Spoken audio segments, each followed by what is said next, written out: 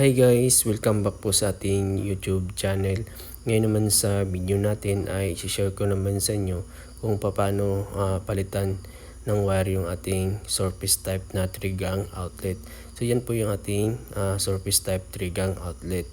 Ang nangyari kasi dito guys ay yung wire na nakakabit dati ay nagkaroon ng corrosion yung isang linya.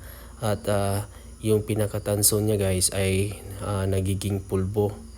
At kaya nawawalan ng connection yung ating wire or yung ating outlet. Yung wire kasi na nakakabit niyan guys ay yung China wire, kaya hindi siya maganda. Kaya ngayon ay bumili ako ng bago at hindi na yung China wire yung binili ko. So ngayon guys ay pakita ko sa inyo kung paano natin palitan ng bagong wire yung ating outlet. So umpisahan na natin guys. Tanggalin natin yung dalawang screw na nakakabit. Tanggal na yung screw at ayan guys, na buksan na natin yung loob ng ating outlet. So tanggalin lang natin yung screw dun sa clip ng ating wire. At pagkatapos naman guys ay yung screw naman sa ating bus bar yung tatanggalin natin. Tapos na nating matanggal yung screw.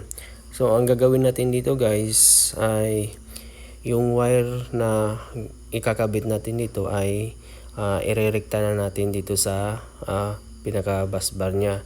So hindi na tayo gagamit dito ng screw.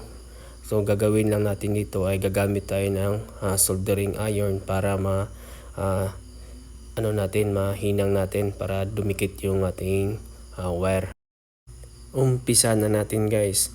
So ang gagawin natin dito sa ating wire ay tanggalin lang natin ng insulation yung dulo. So babawas lang tayo ng konti para lumabas yung pinaka tanso niya or yung ating copper.